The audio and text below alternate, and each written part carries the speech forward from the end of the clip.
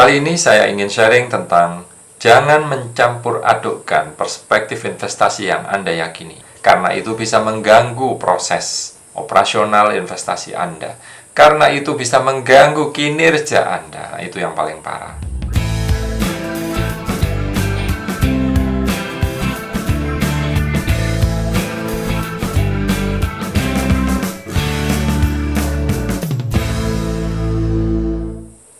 Halo pemirsa, saya Arif Widianto, founder bolasalju.com. Jumpa lagi di edukasi bola salju. Kali ini saya ingin sharing tentang jangan mencampur adukkan perspektif investasi yang Anda yakini. Karena itu bisa mengganggu hasil investasi Anda. Karena itu bisa mengganggu proses operasional investasi Anda.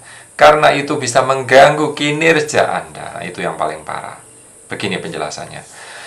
Ya teman-teman, senang sekali berjumpa dengan Anda. Saya kali ini ingin sharing campuran antara prinsip, meyakini prinsip lagi, dan nanti terakhir kinerja sebagai pembuktiannya. Kinerja kami di bulan Juli yang lalu. Begini teman-teman, beberapa hari yang lalu ada seseorang yang konsultasi dengan kami di Bola Salju. Pertanyaannya, ada sebuah saham yang dari awal tahun sempat naik cukup lumayan, cukup tinggi, lalu turun sedikit di bulan-bulan ini. Turunnya nggak banyak, sekitar 5-6%-an, sekitar itu ya, saya lupa detailnya. Nah, tentu mengkhawatirkan bagi orang-orang, karena turun 5-6% bagi orang ini. Orang umum ya, 5% tentu saja serem kan. Tetapi kalau dibandingkan dengan kenaikannya dari awal tahun, tentu ini enggak seberapa. Nah, pertanyaannya, ini masih bagus enggak? Nah, pertanyaan ini menarik bagi saya, karena itu mengingatkan saya bahwa untuk investasi, Anda harus pertama yakin dulu. Yakin dengan prinsip atau strategi investasi yang Anda anut. Itu. Kenapa keyakinan ini penting? Karena nyatanya sudahlah. Saya nggak mau hanya bersilat lidah. Saya nggak mau hanya apa ya? Yang jelas ini realita, udah gitu aja. Ada orang yang bilang bahwa sudahlah, yang penting itu hasilnya untung di bursa. Mau pakai strategi ini, itu, yang penting untung. Untung positif, untung berapa. Nggak bisa seperti itu.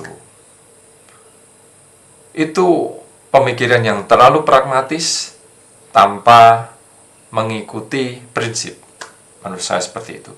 Pemikiran pragmatis tanpa mengikuti prinsip berarti dia lebih condong ke pragmatisme. Pragmatisme untung. Kalau kayak gitu, ketika situasi berubah, dia nggak ada dasar fondasi strategi yang dipakai apa, dia akan goyah, dia akan bingung. Orang-orang seperti itu, ketika dihadapkan dengan bursa, ketika dihadapkan dengan isu yang negatif di bursa ekonomi begini-begini, udah goyah, mereka keluar. Nggak akan ada keyakinan seperti itu. Saya lebih percaya, kita harus meyakini. Kalau Anda memang strategi jangka pendek, ya udah strategi jangka pendek silakan gitu ya. Anda yakini aja begitu. Kalau saya yakin strategi jangka panjang. Maka itulah yang saya sharing ke Anda. Saya nggak bisa demi menghormati keyakinan teman-teman, demi menghormati si ini, si itu, si ini. Enggak, tapi itu keyakinan saya seperti itu. Kenapa saya bisa yakin seperti ini? Karena lagi-lagi saya belajar dari orang yang mengajarkan keyakinan seperti itu. Siapa? Gurunya Warren Buffett sendiri. Ini kebetulan saya lihat-lihat lagi bukunya beliau. Beliau berkata, investasi itu sebenarnya simple, tetapi banyak orang yang tidak bisa mencapai hasil maksimal. Nah, ketika saya membaca pertama kali perkataan seperti itu, saya geleng-geleng kepala. Maksudnya gimana ya? Saya susah mempercayainya. Oke, dia ini hebat. Dia ini gurunya Warren Buffett. Beliau ini menulis buku yang dari kata pengantar dari penutup 75 tahun rahasia ini terbuka, tetapi nggak banyak orang yang mempercayainya. Oke, saya ingin mempercayai perkataan itu. Kita tidak boleh mencampur adukkan prinsip strategi investasi yang kita yakini. Kita nggak boleh. Tetapi bagaimana ya saya bisa percaya? Gitu. Nah, untuk membuktikannya, saya melakukan riset langsung ke pelaku pasar. Suatu saat di tahun 2010-2011, saya ikut sebuah kelas investasi yang diadakan oleh sebuah lembaga. Gratis, ada sertifikatnya, tetapi tidak saya ambil. Pengajarnya mengajarkan teori-teori strategi jangka pendek, memprediksi persis seperti yang diungkap oleh Graham. Mereka yang memakai peralatan teknis itu memprediksi pergerakan harga dalam jangka pendek, memprediksi kemungkinan suatu saham ini naik turun. Itu tidak dia percayai oleh si Graham. Maka strategi yang paling reliable adalah strategi jangka panjang, begitu argumennya si Graham. Nah, kepada orang yang mengajarkan ini saya tanya, Pak, Bu, kalau memakai strategi seperti ini, berapa untung Anda selama ini pengalaman? Mereka nggak ada yang menjawab tegas, nggak ada. Ya, bursa itu namanya bursa kan, kadang bagus, kadang buruk. Situasi kadang kondusif, hasilnya bagus, kadang buruk. Enggak tentulah. Saya pernah melakukan seperti ini. Kalau Anda ingin melakukannya kepada pihak lain yang mengajarkan strategi-strategi seperti itu, barangkali Anda ingin meyakinkan, silahkan tanya. Berapa return mereka dalam jangka panjang? Bisa membuktikannya. Lalu, pembuktian kedua. Saya cek data-data perolehan pengelola dana profesional di Amerika, statistiknya global. Di Indonesia saya cek, kebetulan sekarang ada penyedia atau agen reksadana yang menyediakan fasilitas seperti itu, misalnya di Bibit atau di Bareksa. Saya nggak tahu ya di Bibit, saya lupa. Di Bareksa itu ada juga screening atau filter kinerja 10 tahunan berapa. Dari situ Anda filter berapa jumlah reksadana yang lebih baik daripada benchmarknya 10 tahun itu.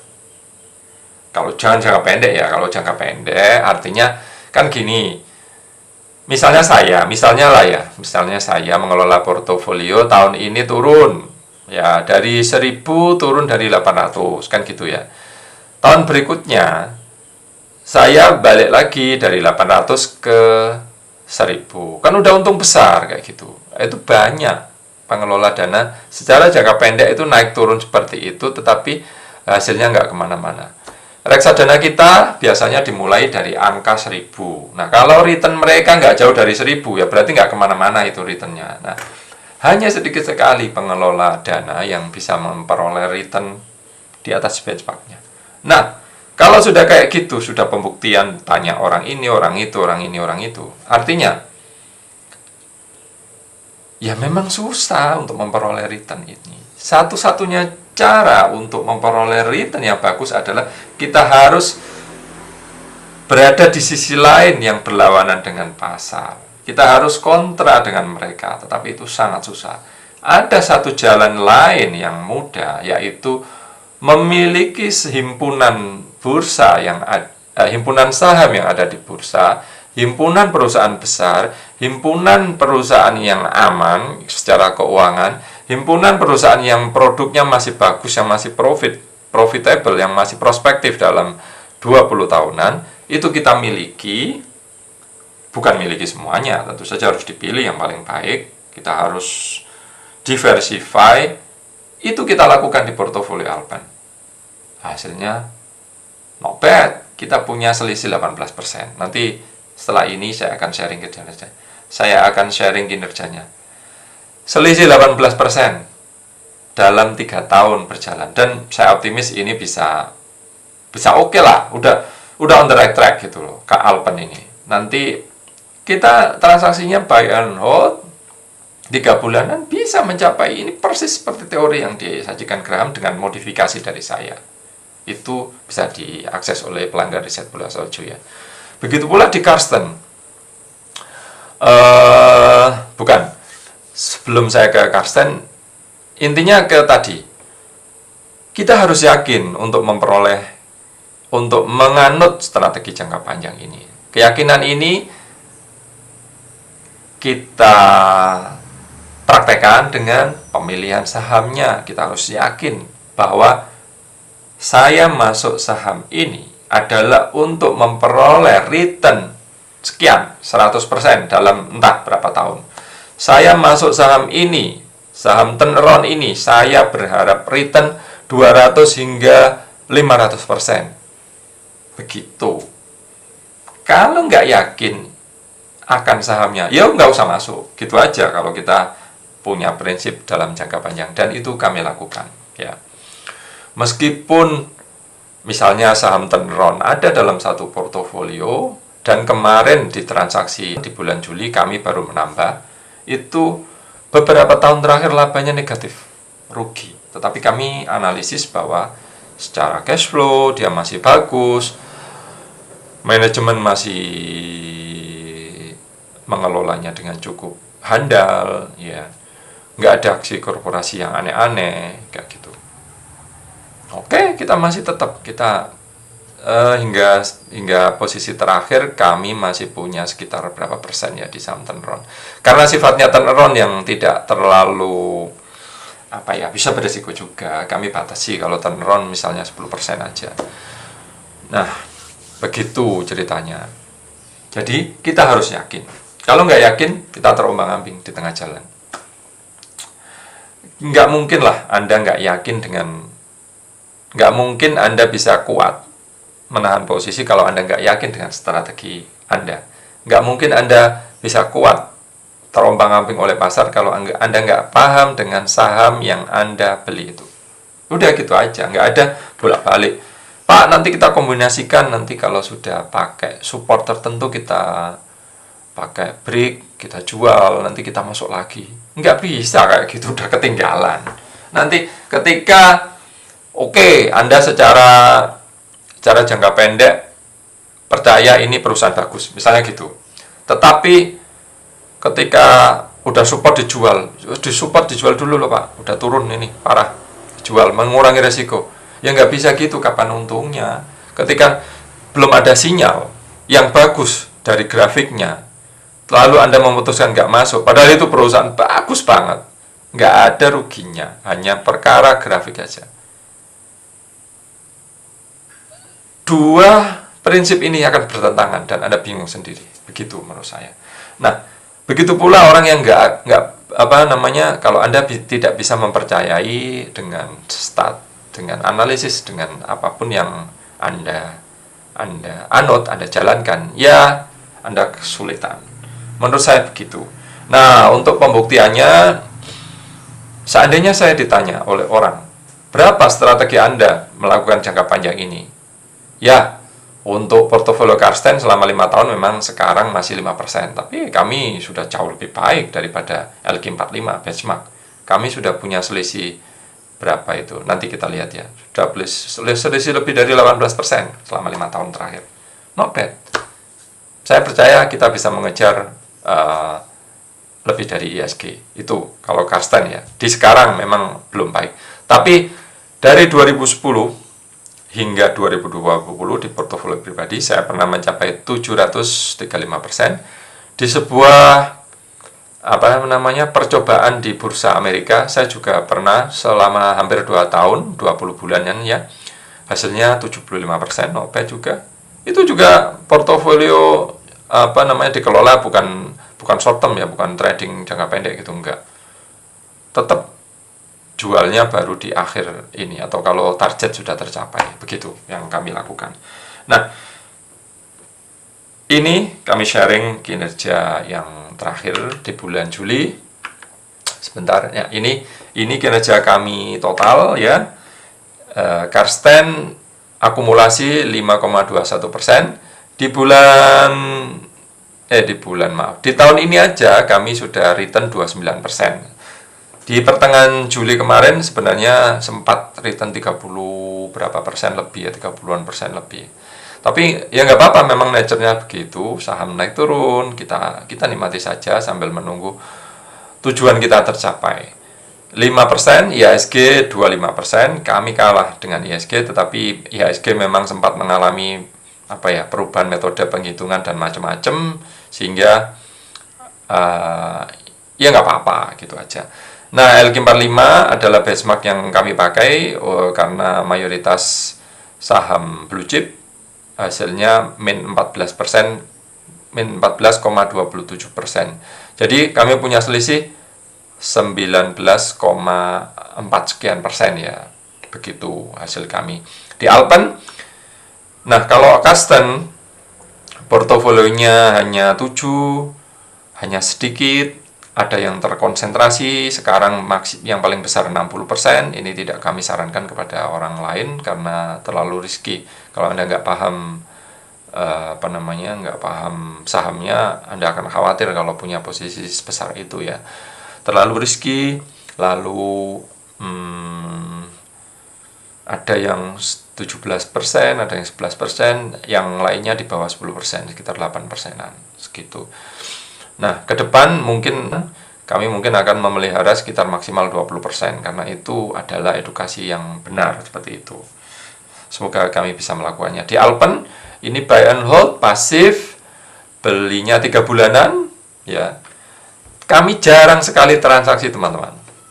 Kalau Alpen buy and hold, beli simpan, enggak jual, jarang sekali jual. Dulu jual hanya untuk menukar atau mengurangi diversifikasi saja, hanya sekali itu di tahun berapa itu saya lupa, 2 tahun yang lalu. Nah, kalau di Karsten tadi buy and hold, Karsten di tahun 2025 ini transaksi hanya terjadi 2 kali. Di bulan Februari yang lalu itu pun menambah sedikit, dan kemarin di bulan Juli. Alpen juga transaksi terakhir di Juli. Jadi kami transaksi kalau di pasif hanya 3 bulanan, transaksinya 3 bulanan artinya 4 kali setahun. Di bulan Januari, di bulan April, di bulan Juli, dan di bulan Oktober. Udah itu aja, santai gitu. Pelanggan riset tentu saja bisa melihat ini. Anda juga bisa kalau mau langganan ya. Baik. Ini kinerja semuanya seperti itu. Di Alpen selisih kami 18%. Saya kira ini selisih yang lumayan stabil, semoga, karena beberapa posisi Alpen juga menghasilkan pembalikan, dan kami masih terus masuk ke posisi-posisi yang masih minus. Jadi kalau ada minus, kita tambah di situ. Ada minus yang lain lagi, kita tambah. Itu Alpen. Ini kinerja detailnya, Anda lihat bulanannya fluktuasi, tetapi karena mayoritas adalah saham 20 big cap ya, semuanya mungkin ada di 10 saham ini di Alpen. 20 saham LQ45 pasti beberapa mayoritas ada di Alpen ya. Maka kinerja Alpen nggak jauh dari LQ45. Kalau LQ45 trennya naik ya naik, kalau LQ45 turun ya ikut turun, dan nggak jauh dari itu. Seperti terlihat misalnya Agustus ya, MOM itu mon over mon 4, LQ45 segitu.